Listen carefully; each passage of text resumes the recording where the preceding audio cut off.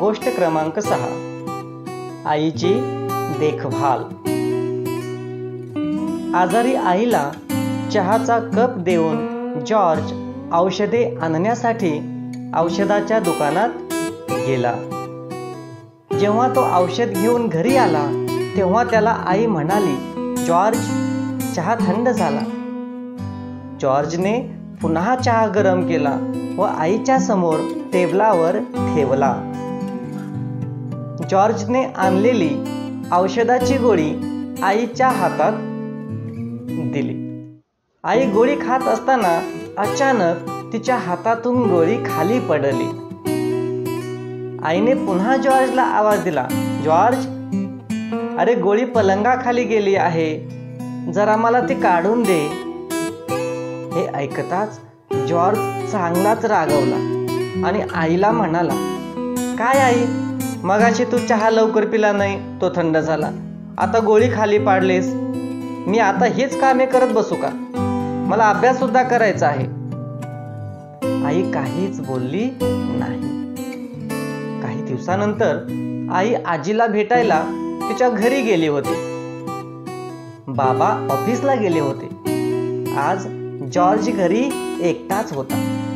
खूप थंडी पडली होती, त्यामुळे जॉर्जची तब्येत ठीक नव्हती.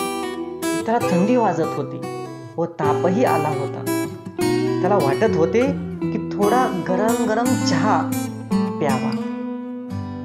आजारपणामुळे त्याच्यात तेवढी ताकद नव्हती. तो कसाबसा उठला आणि चहा करू लागला. तेव्हा त्याला आईची फार आठवण आली. आई आजारी असताना तो कशा प्रकारे आईवर रागावला हेही त्याच्या ध्यानात आले व त्याला त्याच्या आई बरोबरच्या वाईट वागणुकीची लाज वाटली.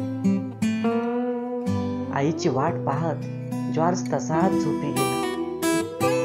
थोड्या वेळाने आई घरी आली व झोपलेल्या जॉर्जला पाहून तिला त्याच्या तब्येतीची कल्पना आली. आईने त्याच्यासाठी मस्तपैकी आल्याचा चहा केला आणि त्याला उठून चहा पिण्यास दिला. आईला पाहून जॉर्जला आनंद झाला व त्याने आईला प्रेमाने मिठी मारली. त्याच्या मनावरचे मोठे ओझे आता कमी झाले होते.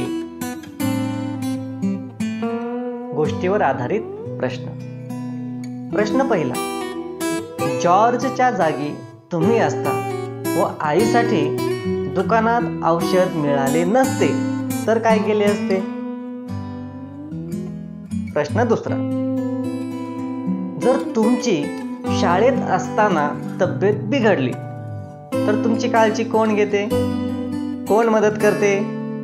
तुमचे अनुभव सांगा.